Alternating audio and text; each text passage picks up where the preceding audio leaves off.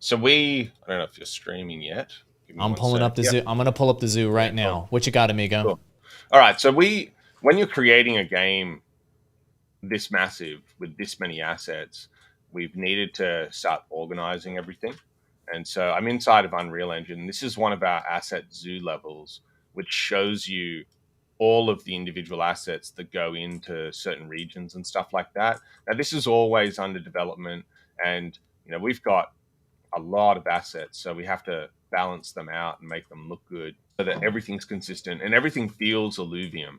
That's one of the things that I think is not really appreciated until everything comes together in the end, but just how much work we do to try and balance out every single asset so that it all feels like it lives in our universe.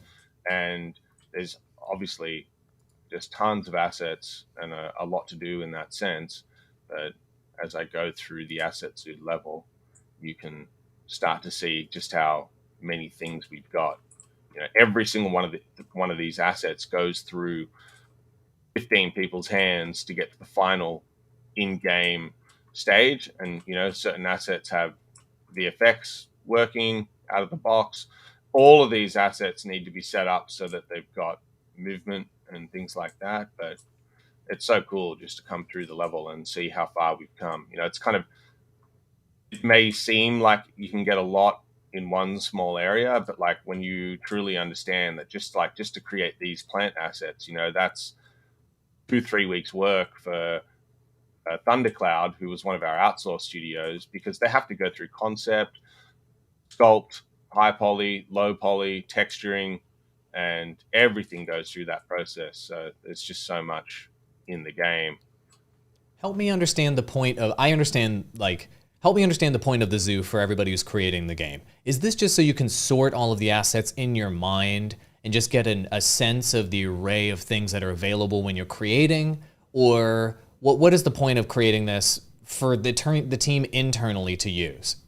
It serves multiple purposes. Like you can see here, here's an example of taking a group of assets and clumping them in a way that we think will work in the environment. When you're set dressing, you want to do things as efficiently as possible because we've got 7 regions to create. So if we're not using the most optimized workflow with our team size, we would never finish. So one of the things we do is it's called clumping, where we'll try and find different assets that work well together. And then what we can do is just literally take them from this level, just grab everything, and inside of Unreal, I can just copy and paste Mm-hmm. those assets into, say, if I want to work on Ah. Crimson Waste, we've got a predefined art directed group of assets that we know looks good together. So that when the artists are saying, all right, cool, we've got this hero plant, but what plants surround that plant? How do we maintain the consistency of that in the region? We can use scenes like this asset zoo to do this. But realistically, it serves many, many purposes. One of them is balancing the textures. It's very easy to just, like, if you're working on this asset and you didn't look at anything else, maybe you've made it too bright compared to everything else. And it's, like I said, hard to appreciate this until the game is out. But the game needs to, more than anything from an art direction standpoint, the game needs to feel like Illuvium. Anyone needs to be able to take any screenshot from any region at any time and any angle and say that's Illuvium.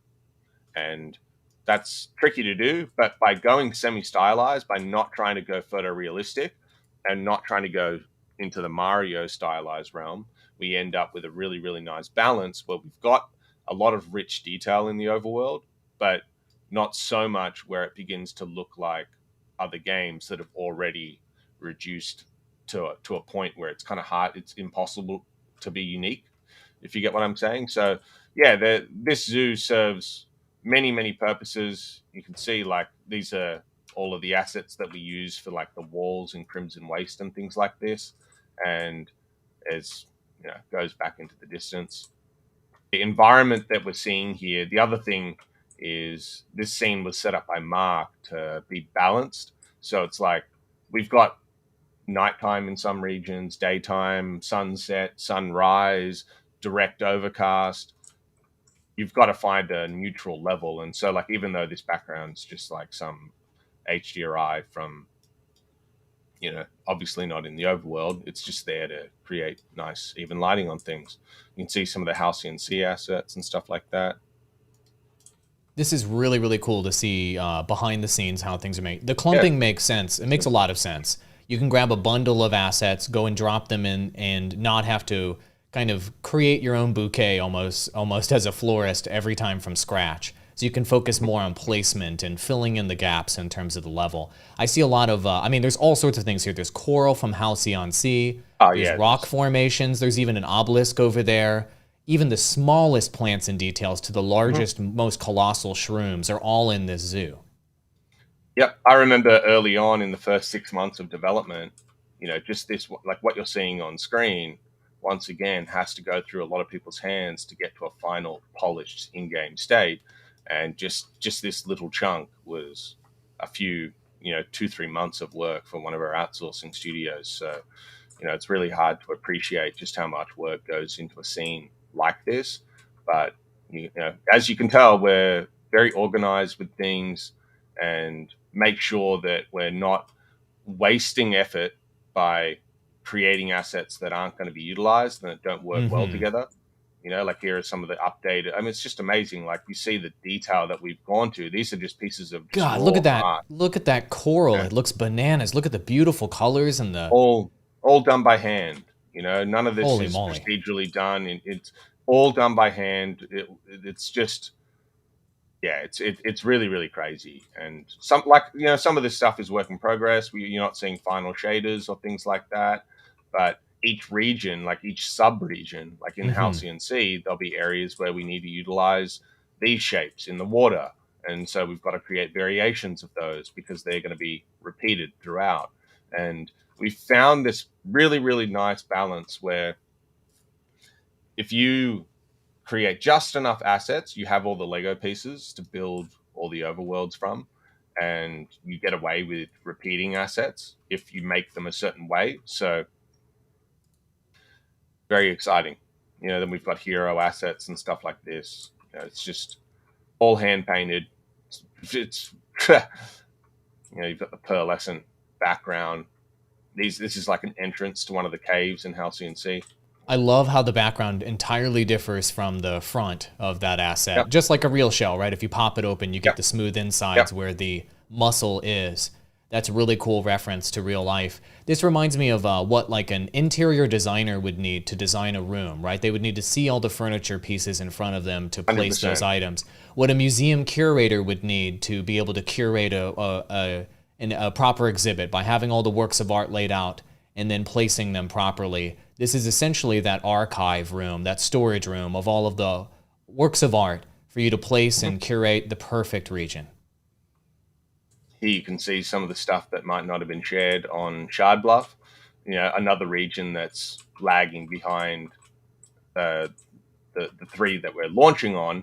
But once again, not everything is updated in this zoo because certain things, they don't go into the zoo until they're like done, finished assets outside of animation. So certain things will go in, but like Shard Bluff has obviously all orange plants and stuff like that. Plants like this will be the type of plants that you see in the overworld that are trying to attack you. You don't want to fall on them, things like that. So we'll get animation into these. It's exciting to see this stuff come together.